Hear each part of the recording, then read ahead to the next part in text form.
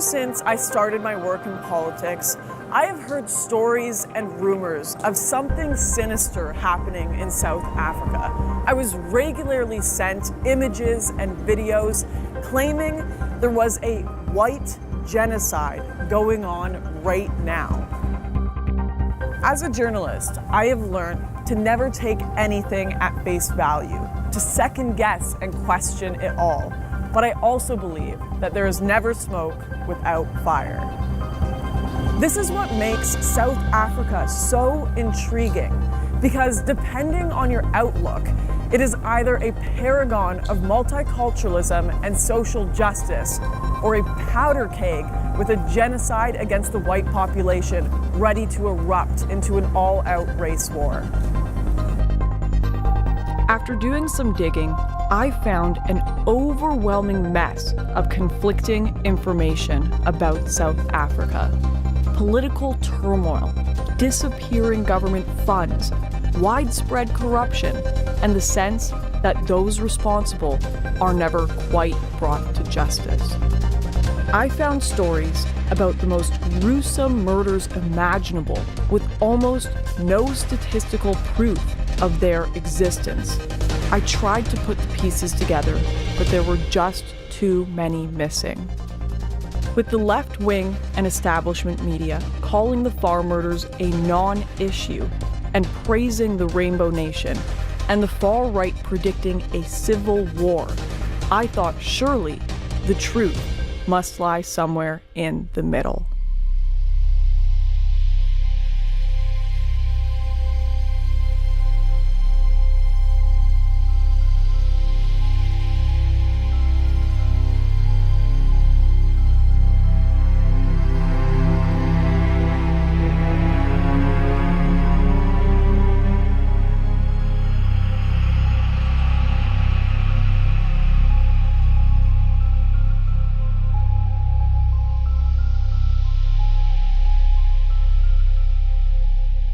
To understand South Africa today, we have to understand South Africa then, 366 years ago to be precise, when the wheels of history were set in motion.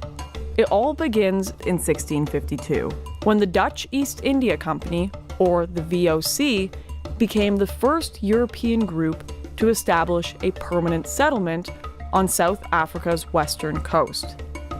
At this time, the rest of the country was inhabited only by the Khoisan people, an ancient nomadic group who foraged the land long before the black tribes migrated south into the modern-day KwaZulu-Natal. The VOC made its first purchase of land from the Khoisan people in 1671, establishing the Cape Colony in the areas surrounding what would become Cape Town.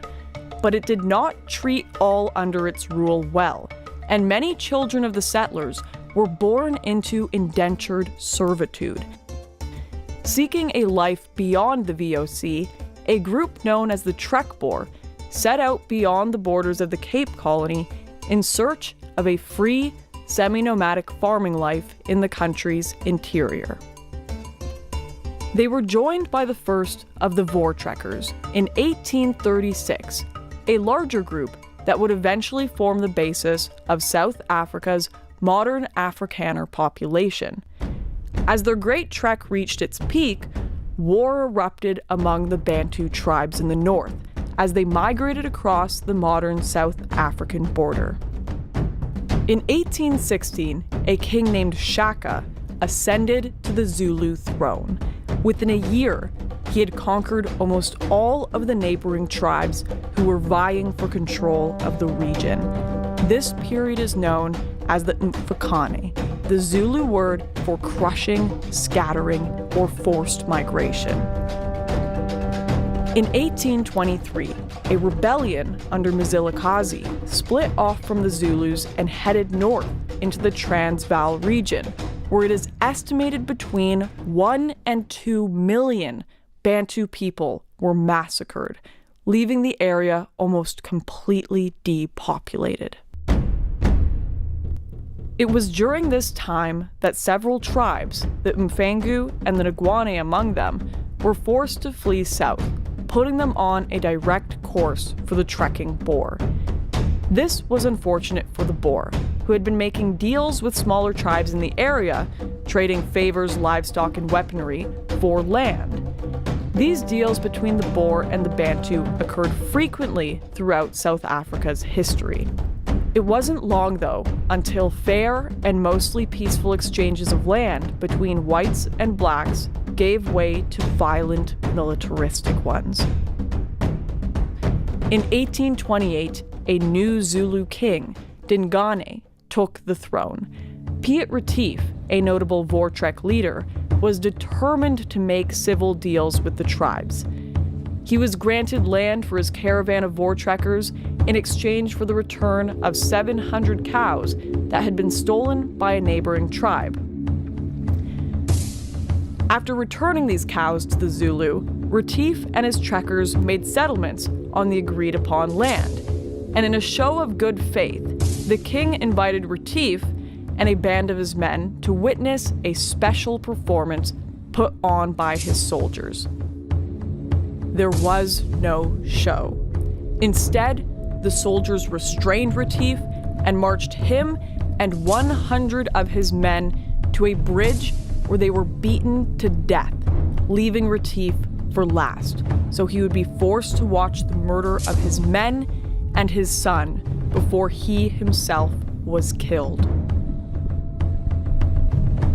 Dingane went on to massacre Retief's entire encampment, including hundreds of women, children, and many Khoisan people who had traveled alongside the Voortrekkers. The incident became known as the Wenen Massacre. While the Boer advance across the country was mostly peaceful, the Bantu tribes fought ceaselessly, killing white, black, and Khoisan people wherever they found them. In 1910, following the surrender of the Boer to the British, the Union of South Africa was formed. It comprised all of the now established colonies and united them as one legislative union. For a time, separation of blacks and whites was only a social convention, not the rigidly enforced legal structure it came to be. But after the election of the National Party in 1948, what we now know today as apartheid, a word that quite literally means separateness, was formally introduced across South Africa. A slew of new laws, including bans on mixed-race marriages and the Population Registration Act, which required people to register as black, white, colored, or Indian, were all introduced. And many of the descendants of the Bantu tribes were moved to the Bantustan areas, known today as the Black Tribal Homelands. In all aspects of life, blacks and whites became separated, often almost entirely. In the 1970s and 80s, apartheid became the focus of a global pushback. The UN brought sanctions, while internal resistance to apartheid began to find greater support. In the face of both peaceful and violent resistance, the National Party began a brutal crackdown. The crackdown only radicalized South Africa's anti-apartheid activists even further.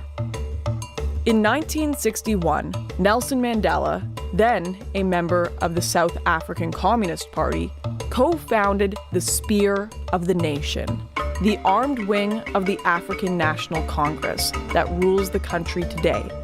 The group, often abbreviated to MK, publicly announced its existence with 57 bombings on one day. Ultimately, with the help of the CIA, Mandela was arrested and spent the next 27 years in prison. During this time, the resistance to apartheid only became more radical. In 1986, Mandela's wife Winnie publicly endorsed the new trend of necklacing, a form of execution used against blacks thought to be collaborating with the government. They would be forced to wear a rubber tire filled with petrol around their chest or necks, before being set ablaze. Eventually, following international pressure and the fear of a race-based civil war, the National Party released Mandela and entered into negotiations with the African National Congress, formally ending apartheid in 1991. 3 years later, Mandela led the party to victory in South Africa's first multiracial election, securing his presidency and bringing about a new constitution, emphasizing racial reconciliation. South Africa is a young democracy, and the country still faces great obstacles, like deciding who has the right to parts of land still owned by the Afrikaner minority, something that has come to be known as the land issue, and which is tied closely to attacks on farmers. It is this divided South Africa that I am stepping into today.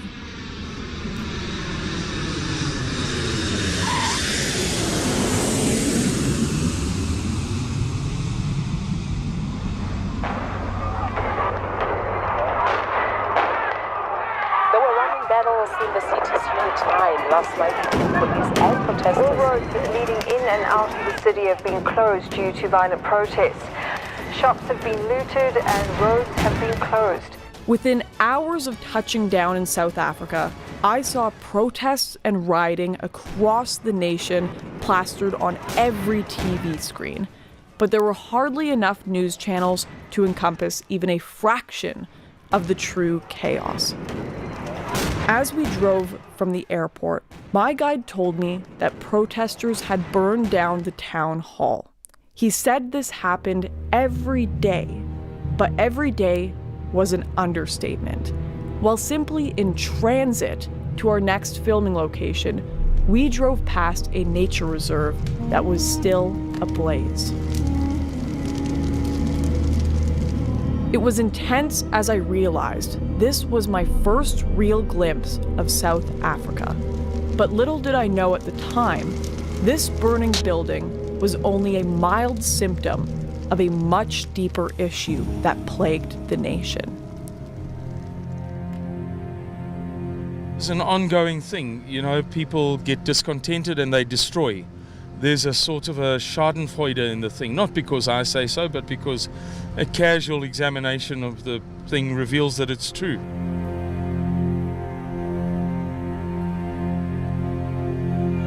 There has been, for many years, going back to apartheid, but currently too, a habit of burning down schools if the children are discontented with the headmaster, for example. In South Africa now, where we're following the burning of 13 schools in the country's Limpopo province. The protest broke out over a district boundaries dispute. Protesters say moves to include their neighborhoods into a new municipality would delay efforts to get them better housing and water. Government officials appealed for an end to the violence, saying it's affected the education of hundreds of children. The number of municipal buildings that has been burnt down in South Africa over the past, let's say, 30 years runs to, I would say, comfortably 1,000. Very, very comfortably. My instinct is to say 3,000 or 4,000. If I total up all of the stories that I've read, in passing in newspapers over the past 30 years. While I had come here to investigate the farm murders, I quickly learned the problems here were far more prolific. On average, the country sees 32 protests over schooling, education, land, and infrastructure every single day. And the cost of damage to South Africa's university buildings alone has already soared well above $45 million US. There was clearly more at play here than I first thought, so I pressed on, determined to find the truth. When investigating the farm murders, I was met with a remarkable scarcity of information. The government statistics did not report any rise or increase, and the BBC and other mainstream outlets echoed this position. I wanted to know why the murders of South Africa's rural white minority were so different from the rest of the crime in this country. And when I dug deeper, I discovered the Blood Sisters, an organization that works with government contracts to clean up crime scenes across South Africa. And I figured surely, if anyone, they would know what the reality of these numbers really looked like.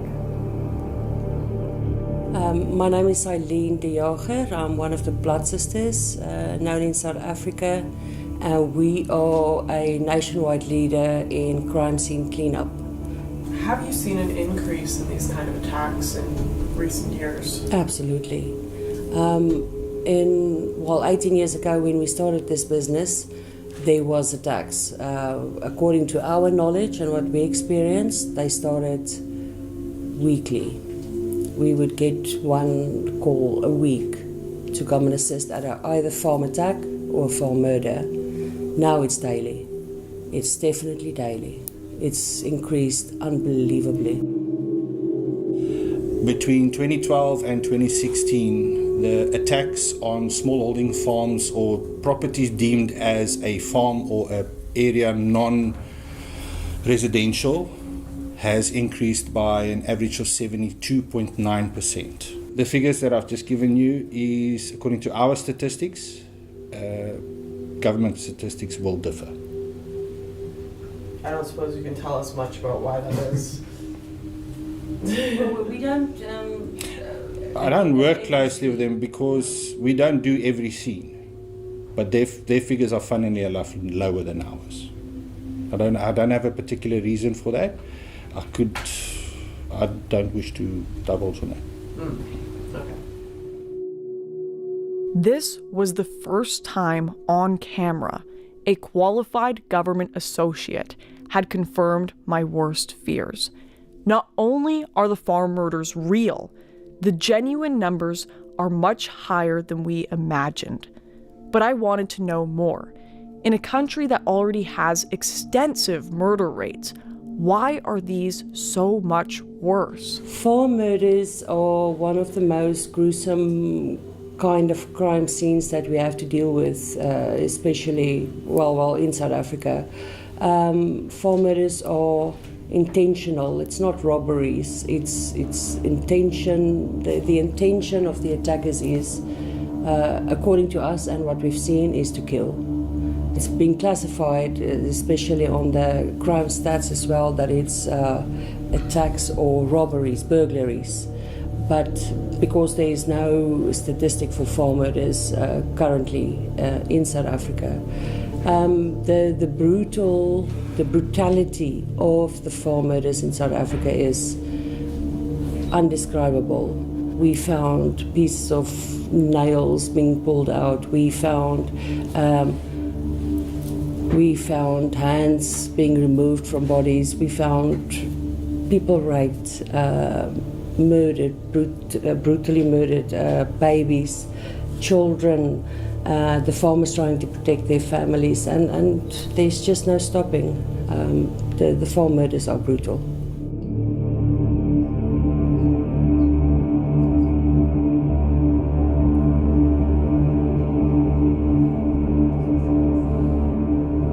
Another one that stays with me is in Johannesburg, just outside Johannesburg. We had a farm murder where 5 people came in. It was arranged by their domestic worker, and they drowned the 12-year-old boy in boiling hot water. So we had to remove the skin from the bath as it was peeling off him in the hot water. That was a terrible scene. If you look at the worst movies ever made, it's not really a patch against what is really going on there. It's unbelievable. Having heard from the far-right corners of the internet that these murders were racially based, I was intent on finding out what motives the Blood Sisters attributed to these kinds of attacks. 90% of the increase we found is due to unemployment, racial discrimination, and there's no hope. If you don't start your own business in South Africa, where are you going to work? There's no work. Racial discrimination against who, if you don't mind me asking? Yeah, I have to be careful. Yeah, Because I have to be a little bit careful. We work very closely with government. Yeah. I spoke to Simon about it outside. Racial discrimination against people. I know what you have to say here, and No, it's okay. we have to be so careful. Yeah, I have to think. We love everybody to hear what we have to say. We want to say so much more, but we have to exercise so much restraint. Anonymously, stay behind and work. I will here. tell you a lot of stuff. I knew I had to investigate further. I had to meet the families caught up in these attacks. So I traveled to the heartland of South Africa, where these murders take place every single day. The history goes back, we are now third generation on this farm, third generation. My grandfather arrived here in the 1800s. He died of a heart attack, and then my dad inherited this portion and his brother inherited the top farm, which my dad eventually over the years bought back. So it's been in the family for more than 100 years. Myself and my 3 siblings grew up here, went to school in Graafnet, which I'm sure you came through, and then went to study in Cape Town, and it was always our dream to come back, and it was always the intention to come back, not under these circumstances though. My dad was living alone, my mum was in an Alzheimer's home, so this is quite hard. And there was this guy, Sali, and he lay in wait for my dad, and at 9 o'clock that night he knocked on the back door. My dad opened the door, and he shot my dad in the stomach. My dad managed to get to the phone to phone my aunt, and then he phoned the neighbour and said, "Listen, I've been shot." And the neighbour could hear the rest of the gunshots, and then the phone went dead. There were 8 shots.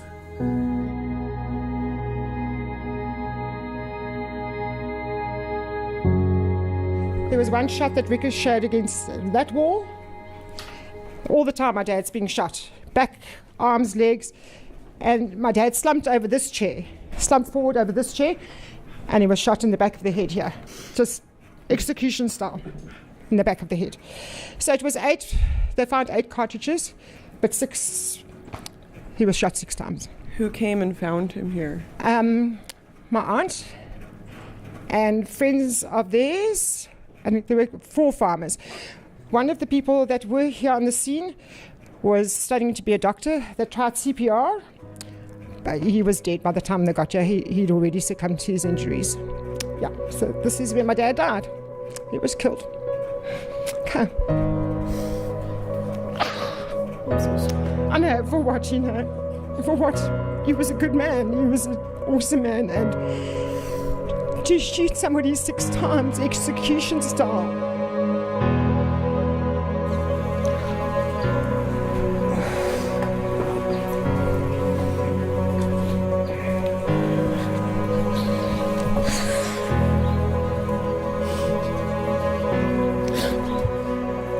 You think it gets easier, it never does, unfortunately. My dad was, and Louis will back me up, and everybody will back me up. My dad was the most loving person. He cold-bloodedly just gutted for, and so all they took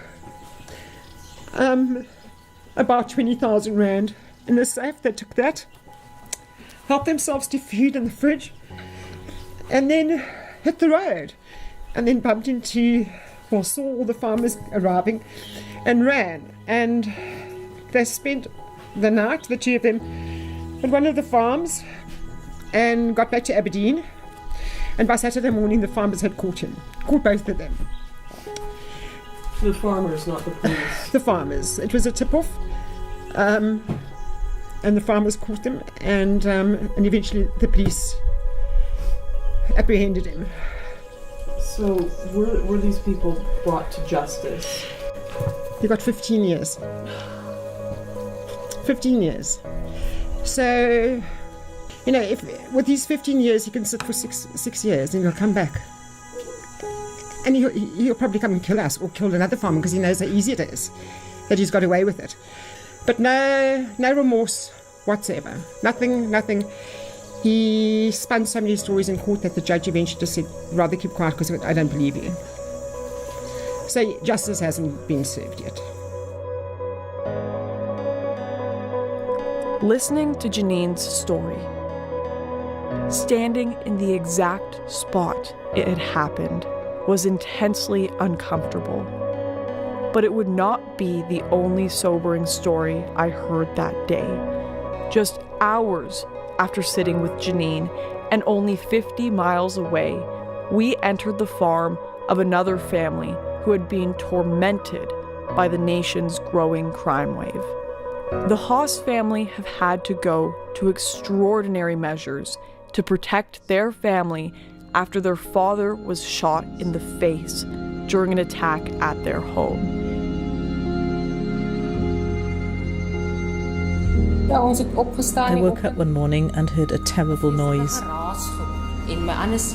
My son and my little daughter were in the house, and I don't know why, but I just screamed. It happened so fast. I ran to my bedroom window and I just saw people jumping over the wall, and it was already over. I went outside and I saw the blood. Only then did I realise my husband had been shot.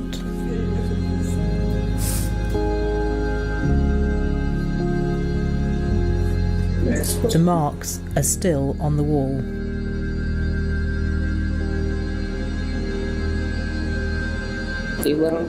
You hear about this every day. There's not a week that goes by without a farm attack. My husband survived the attack, but others are not as lucky as us. Seeing the scars and the impact watching this attack unfold at their home has had on this family brought the situation in South Africa into sharp focus for me. And the security measures, the electric fences, the thermal cameras, as well as a closet stocked with guns and weaponry, now serve as a daily reminder of what happened here for a family that is already struggling to heal.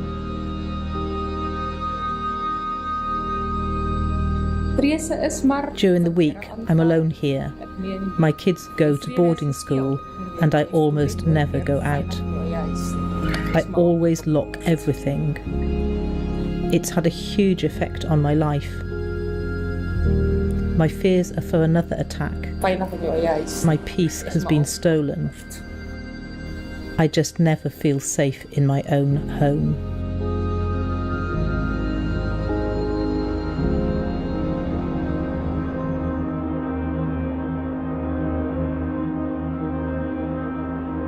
Outside the charmed world of rich and famous influencers who paint a story of security and prosperity from within their gated communities in Johannesburg and Cape Town, it seemed everywhere in South Africa there was a story of tragedy and bloodshed to be told.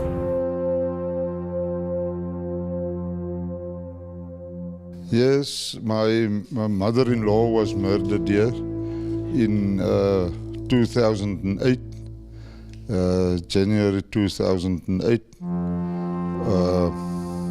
They had strangled her and with a belt of her, a belt around her neck, and they take out her eyes with a fork, and they prick her with a fork. Her whole body was pricked with a fork, and it was very cruel, very, very cruel.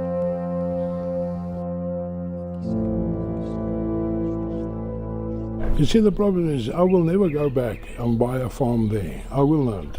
It's too risky, too capital intensive, to make yourself safety, because you're not safety even you're on a tractor. Doesn't matter where, because they ambush you.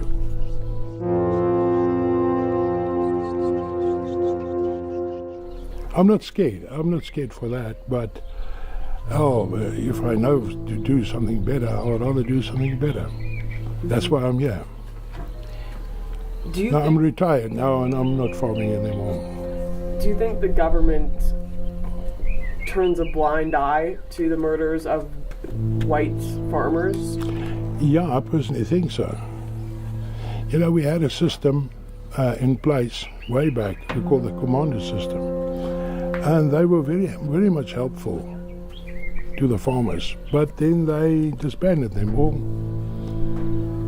and they've left everything over just for the police. But I think the farmers now are coordinating with each other, and they are doing the most of the jobs in order to catch some of these culprits.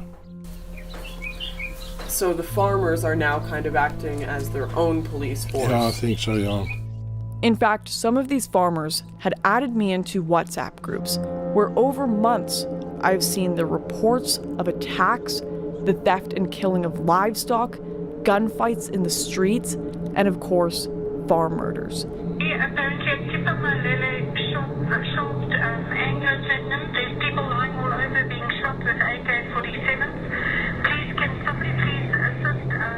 They need help there. This guy goes off. Lieutenant guy goes off. Over. They must have the crossfire of the suspect.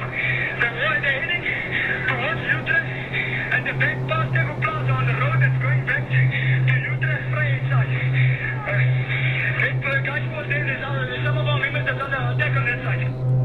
In these groups, I saw firsthand the lengths of coordination these farmers must go to in order to deal with their situation alone. The Specialised Crime Unit in Port Elizabeth took over the case, and I really believe if they weren't involved, we wouldn't have got as far as we have got. But now they've been told, this is specialised crime, they've been told not to do farm murders anymore. They're not allowed to do farm murders. Yes. My dad's case was the last case they were allowed to do. Why? The government. The government has said the serious crime can't look at farm murders anymore. These stories of government failure are heartbreaking, not least of all because these farmers are left feeling helpless and alone. I was due to move on to the last leg of my journey when I was introduced to a man named Louis, who lost everything in a drought that hit his region. Basically, we are in a drought, and the state has declared it a disaster. They allocated 375,000 to our district, but it did not reach us.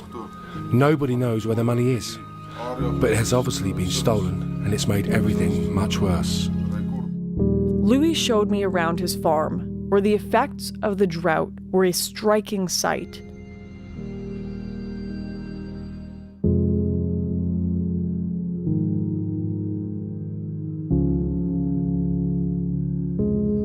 I can't afford to pump the water out of the ground anymore. It has gotten me into massive debt. It's no longer even affordable to run my machinery, pump the water, or go to the wholesaler and buy the basic ingredients to feed my cattle and maintain the farms.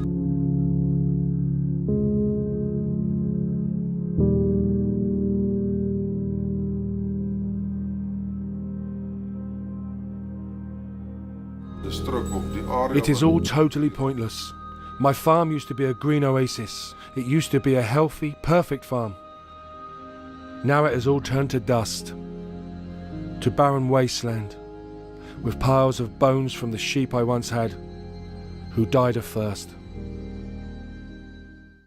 Over the past few years, the South African government has used its Black economic empowerment policy to coerce utility companies into depleting the number of white workers to reflect the racial makeup of the country. In reality, this means that companies with government contracts must shoot for a goal of a workforce with no more than 8% white workers. Since these mass layoffs, filling engineering and other high-skilled positions has been difficult, only worsening the water crisis and causing serious ramifications for the country's white farming minority. I could no longer afford to maintain my old home, so it fell into disrepair, and we now live in a much smaller shack down the road. There is nothing left of that house. The floors have rotted, the walls are breaking. The place my children were born, the place my wife and I built from scratch and used to love, it is now just rubble. This is happening to everyone, everywhere here. You drive up and down these lands, and all you can see is dilapidated farms. There are extremely difficult times laying ahead for us. Everything points towards them trying to break us.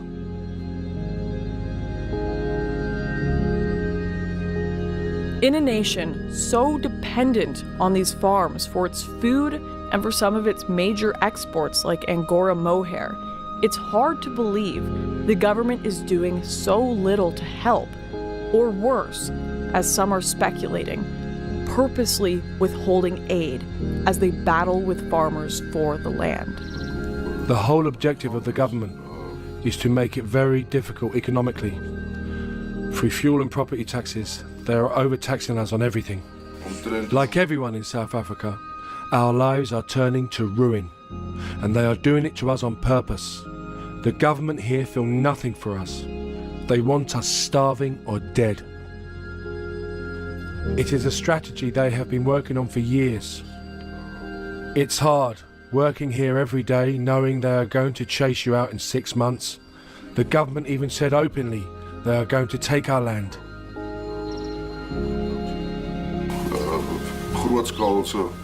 I will never recover from this.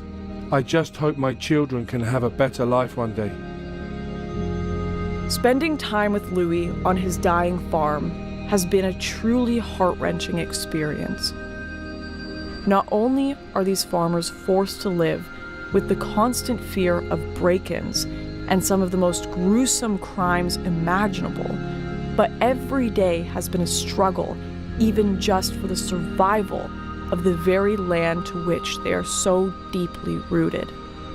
To make matters worse, if the government follows through with their promises, Louis will shortly be losing all his land as well. Listening to Louis describe his situation was surreal. It was far too removed from the reasonable middle ground I expected to find between the left and the right's posturing of the issues facing South Africa. Only days after leaving South Africa, I saw Louis' fears vindicated in Parliament. The ANC announced they would absolutely be taking white land by force, expropriation without compensation. Even the ANC's most famous leader, Nelson Mandela, a known radical communist, at least believed in the concept of compensation. He didn't even propose a motion this extreme. This will be the first time in modern South Africa we see something like this play out. In fact, all of South Africa's political parties have steadily become more radical in their approach. The EFF, which holds 10% of the vote, are notorious for singing an anti-apartheid song at their rallies, calling for the deaths of white farmers.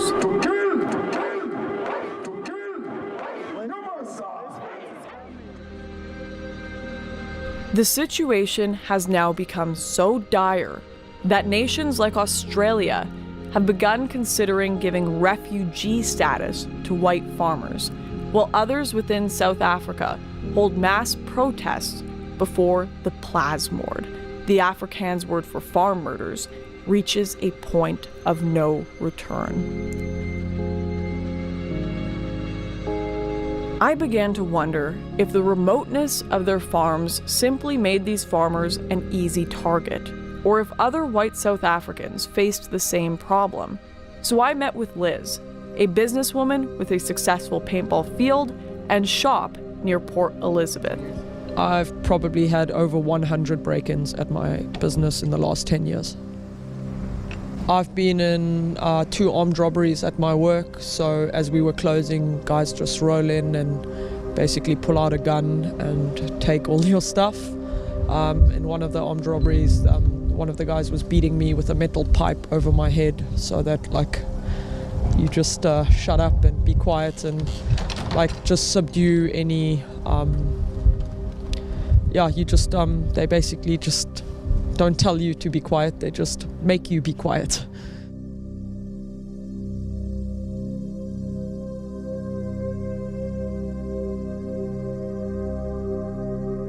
You mentioned to us earlier that many of your sales are more for self-defense paintball guns. Can you explain that?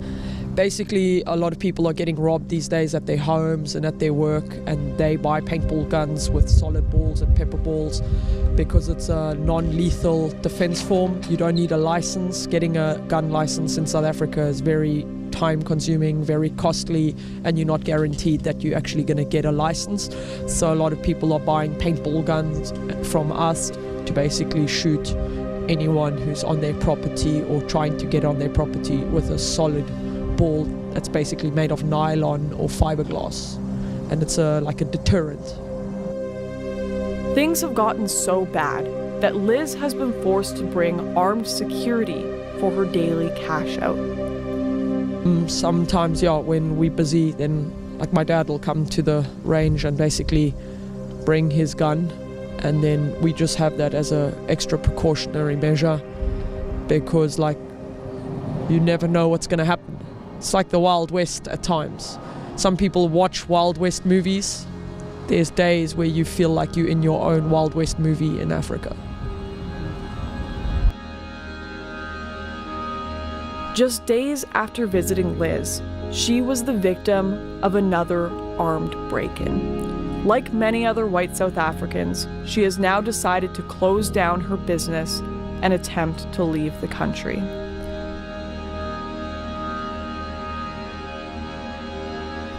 South Africa's white population has fallen by 23,000 in the last year, and with the recent surge in murders and the announcement of land expropriation, that number is expected to skyrocket before the end of 2018.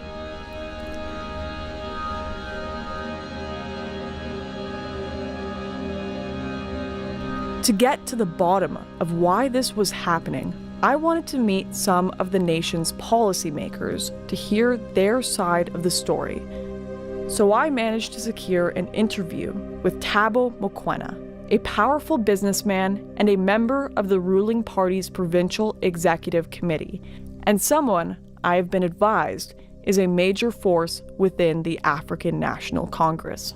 So there's been very slow progress in terms of addressing the land or redistributing the land. So we must speed up. And it's not the question that government does not have money for compensation or there is no money for compensation in the system. I think it's just part of the problem is that the bureaucracy is way too slow and then it undermines, the good objective. So you need to have cutthroat departments that understand the agency and the plight of the people. When they are required to do their work, they must do it. Are things leaning more towards with or without compensation? I don't know, I'm just curious. Yeah. Look, the decision that has been taken, it's without compensation. There's nothing that government can do that is illegal to the farmers. Neither there is nothing that the farmers can refuse, which is law. So they don't have much options.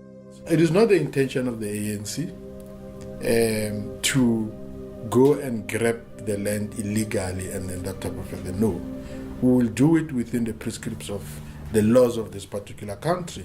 And then if it means that the laws of this country are not adequate to address that, the first thing to do is to introduce the new laws that allows us to be able to. But once it's law, no farmer, no person that can come and say that I am going to disobey this law. No, do it at your own peril. This seems to be the official party line. Don't worry, everything is fine. Ignore, cover up, and don't mention it. But former financial advisor to the ANC turned political activist Simon Roach has spoken out against this approach in recent years. Our economy is imploding. The value of our currency has deteriorated dramatically, almost unbelievably. We've been downgraded to junk status. We have an official unemployment rate of about 38%, just over 38%, but an unofficial, in other words, the non-government sources say that it is certainly 50%. We have about 16.3 million, in fact 16.3 million people on social grants and an income tax base of 3.1 million people. Taken together, these are the reasons we believe there will be a civil war. And I'd like to add a final anecdote. We recently had a protest in South Africa against farm murders. The protest was called Black Monday. And afterwards, our Minister of Defense said that if whites stage another such protest, they will bring a civil war upon themselves. They will provoke a genocide.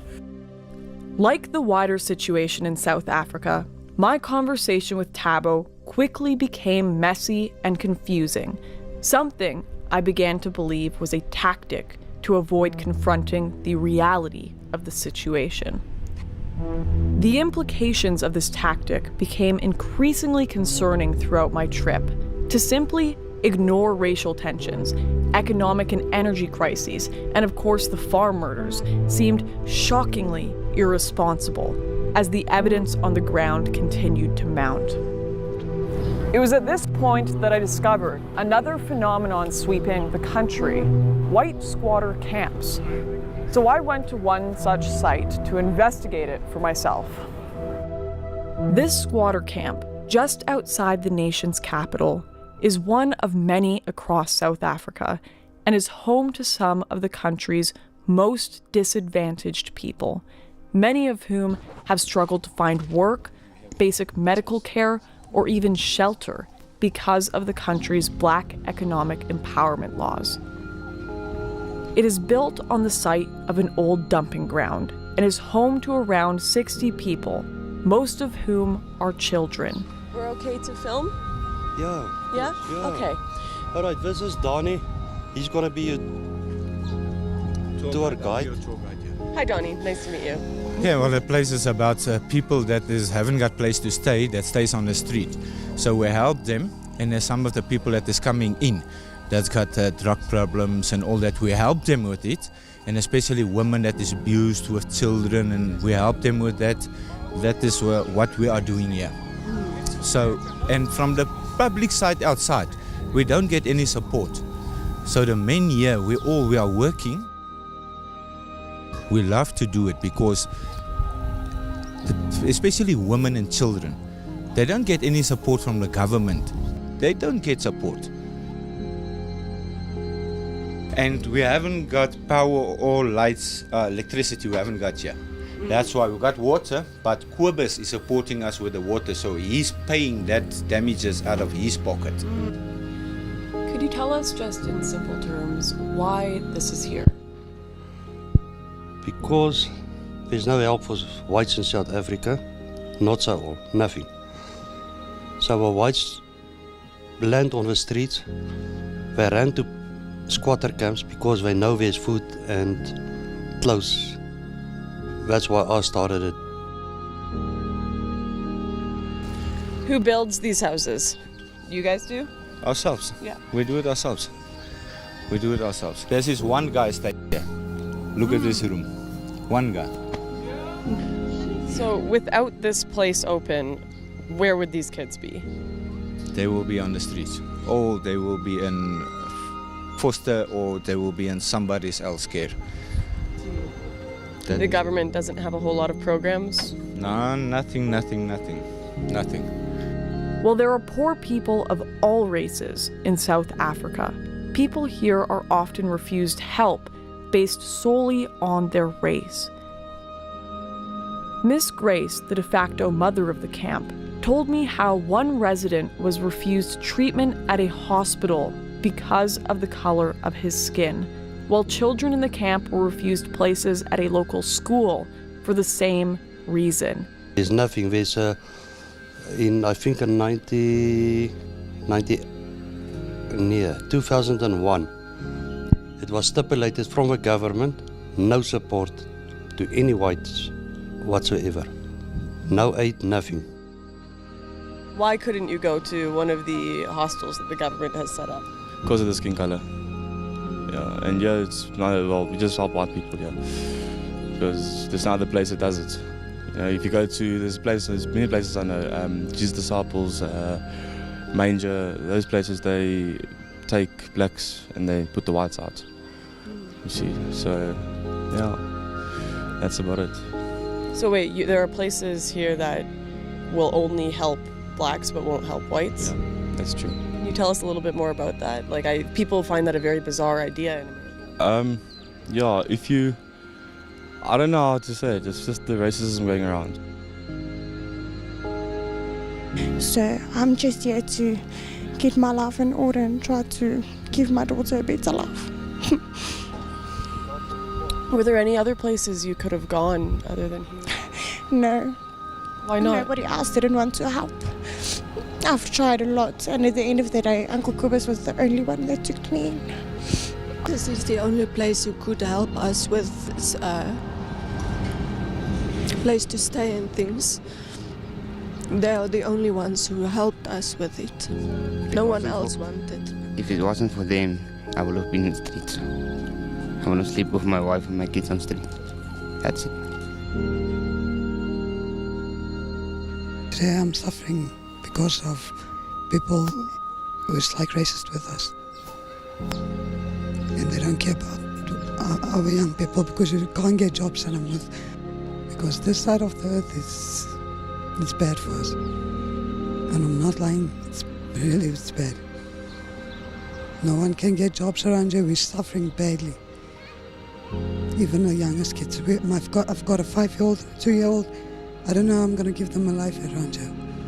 Well, where we lived, things were very dangerous. The one day, there was black people walking in the street and they shot through our windows. And I went and the police did nothing. You can't even walk in the streets around.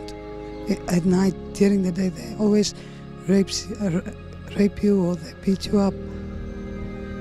They're swearing at you in the language. They know you don't know the language, but they will come and swear at you, breaking you down around you.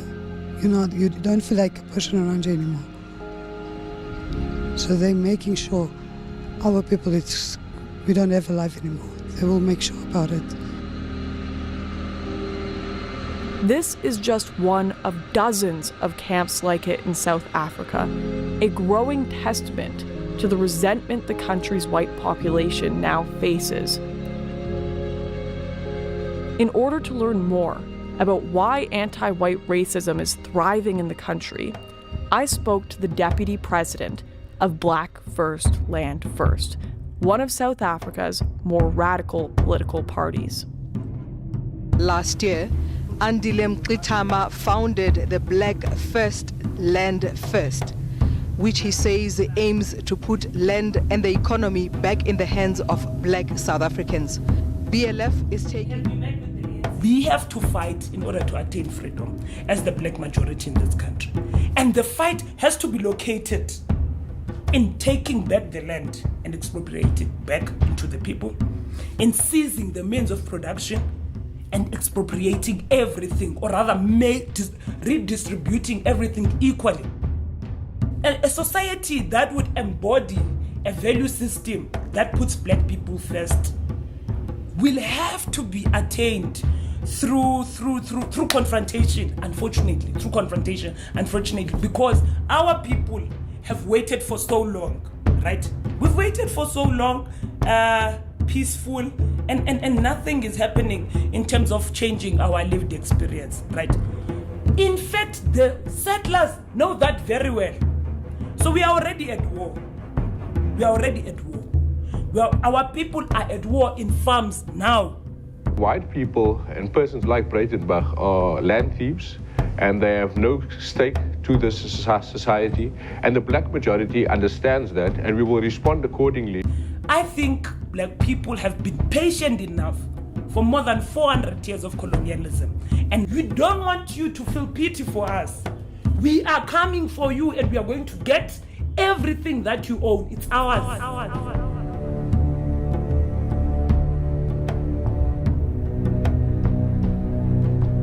During my trip, I was worried to see views like these so readily accepted and even celebrated on television and in the print media, particularly given the truth of the history of the Boer people.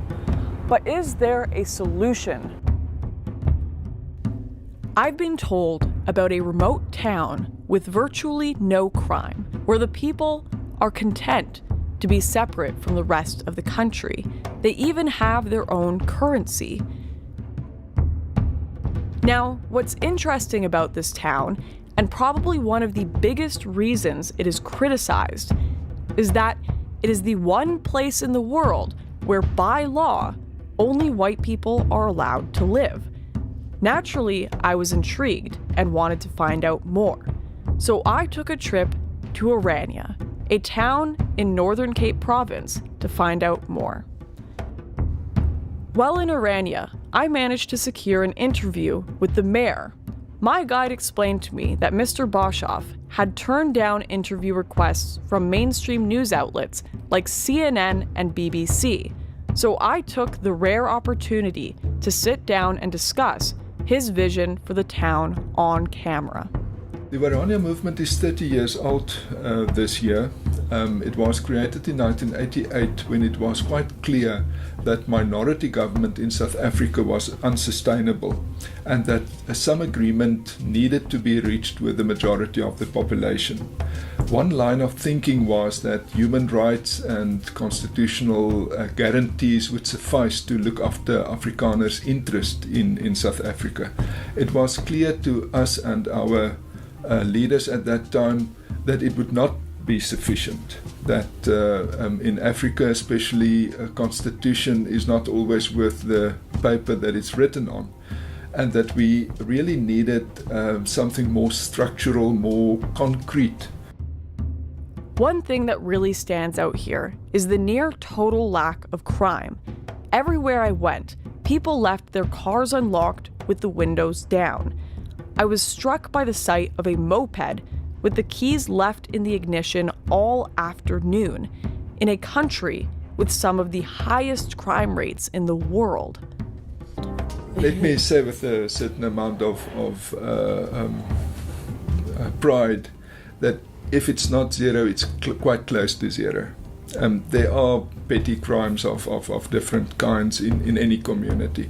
But in terms of the crime wave that is all over South Africa, we don't have anything of that kind. And there's different ways in which you could reach the point of a close to zero crime rate, and we have succeeded in doing that. This single white enclave has been the subject of international derision for its apparently racist mission to keep Afrikaner culture alive. But what I soon realized is that the concept behind this town was no different to that of the black tribal homelands, an area of land 10,000 times the size of Orania that South Africa's white minority are still forbidden to live on today. It's no more racist than any black community, of which there are literally thousands in South Africa. And I say that because we don't define ourselves in the first instance in terms of race, but in terms of culture and language and a whole tradition.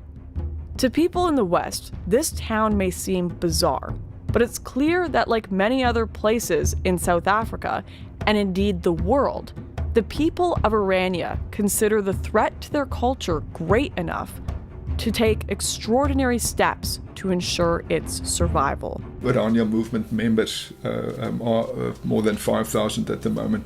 So it's small, it's relatively small, but nonetheless, we've created a kind of alternative that is ready to grow. I was certainly struck by the sense of peace in Orania, something which stood in stark contrast to many of the other towns I visited while in South Africa. Orania is just one potential solution to this crisis, and for the people living there, it seems to be working. On and off camera, many people, both black and white, did suggest segregation as a potential solution to this crisis. And even more worrying is the growing number of people preparing for a race-based civil war if another solution cannot be found. Simon is now one of the senior members of the Sightlanders, the world's largest non-state civil defense force, a network of around 200,000 members who believe a civil war is coming, and their only option is to be prepared. Simon invited me to the home of one of its members to take a look at the kind of preparations these people are making. Okay, so these are the preparations of the Erasmus family, which includes a hydroponic system to be taken with them in their vehicles in the event of a civil war, a nationwide anarchy crisis. And these will be laid in their vehicles and taken down so that they can start crops from scratch in any remote area as long as there's water. So they have five cars in their clan, you could say, and then they have that truck that will carry a whole lot of stuff. When they move out, they're building a sort of canopy for the truck for refugees that they will pick up. It's obviously just in the early stages. That's a dryer for all the veggies. You can even dry meat inside it, and prepare that food. That can keep us 2-3 years, definitely. The family doesn't use it for its day-to-day use. It's specifically a preparation for a nationwide anarchy situation. The scale and thoroughness of these preparations would make you think the apocalypse is just around the corner, but Simon assured me that these were only the preparations of one of thousands of others across the country prepping in the same way. In fact, every year the Sightlanders hold a huge evacuation drill where different groups from across South Africa carry out a complex run-through of their plan for when civil war breaks out, something they believe is inevitable. All this talk of civil war seemed extreme, so I asked Simon how he thought South Africa could go down such a dark path. I think, Lauren, that it would be a very spontaneous, sudden thing, for the simple reason that South Africa is a bubbling cauldron at the moment. You have seen across South Africa these spontaneous events where people run into a bunch of H&M stores and smash them down.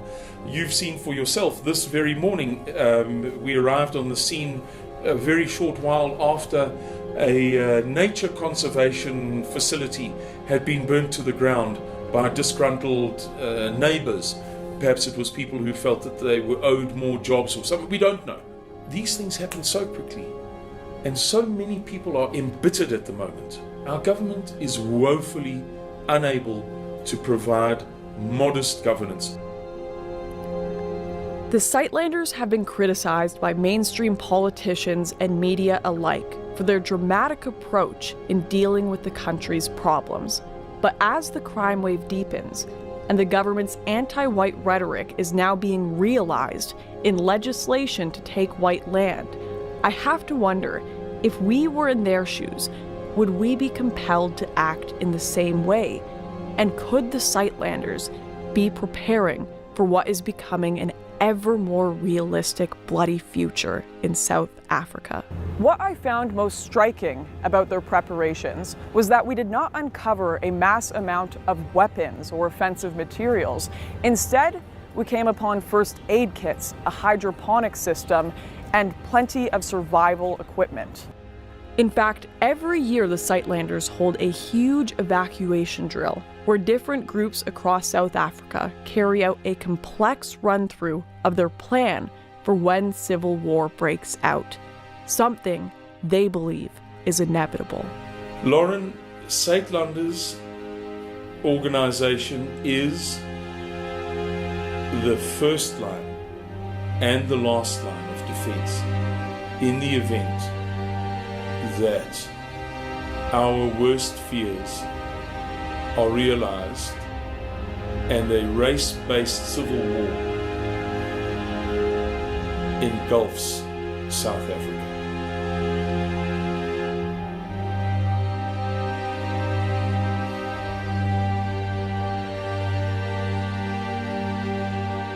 If the choice is between segregation and civil war, the future for all South Africans looks bleak.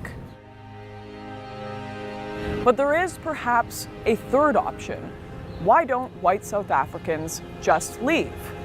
Well, this third option is far more complex than it may appear. There's no way for the average South African to leave South Africa. You must have, in most of these cases, $300,000. That's 6 million rand. A normal South African doesn't make 6 million rand. So there's just no way for the normal South African to leave.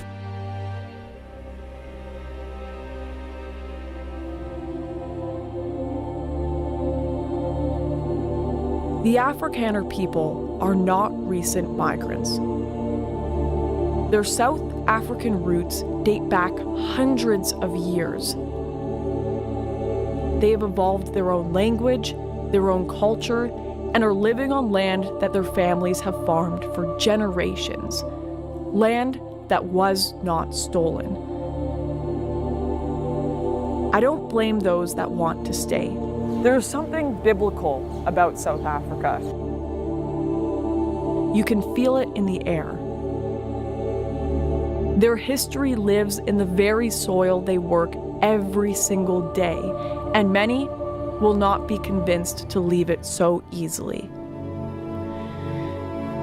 Beyond this, for those who do wish to leave South Africa, the process and costs have made it nearly impossible for the most vulnerable to travel beyond its borders. If I can get a chance, I will go. If I can get a better life that side of the seas, I will go. Me and my 2 kids, I need a life to make for them. Because my life is ruined because I don't have a job, there's nothing out there. I want something to happen for them. Because they're still young, I need to get it for them to have a life. Because if they don't have a life, what is going to happen? The blacks is going to kill my kids. There was rumors around here. They said it's going to come in, I don't know when. I don't know which, like Zuma, I don't know if it's Zuma or what, Malema or what kind, said if he takes over, he's going to kill our whites.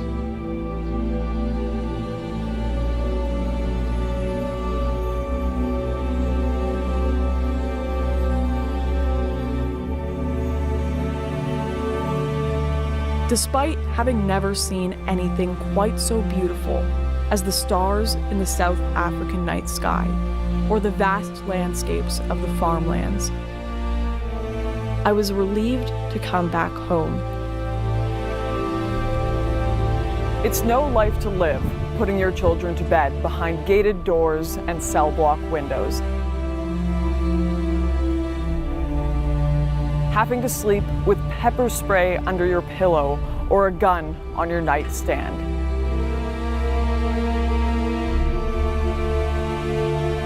Leaving this place is a luxury these people do not have.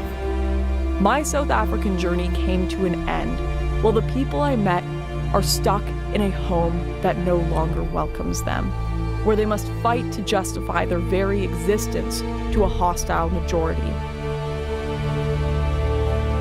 Does this amount to genocide?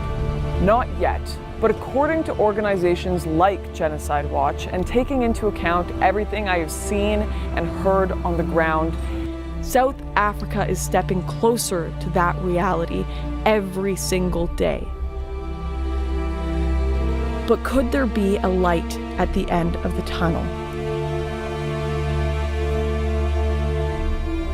coverage of the issue has thrown these farmers and the wider Boer population into the global spotlight, as mainstream media like Fox News, BBC, and even CNN have begun to report on this crisis. And with this story set to play out on the world stage, it will be for South Africans to face their future. But now, at least one thing is certain. With the world awakening to the plight of these people, they won't be facing it alone.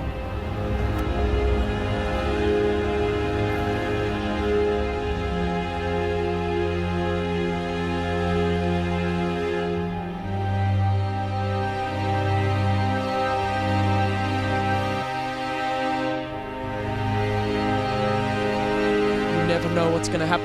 It's like the Wild West at times.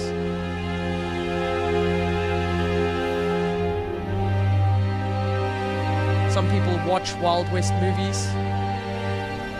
There's days where you feel like you're in your own Wild West movie in Africa.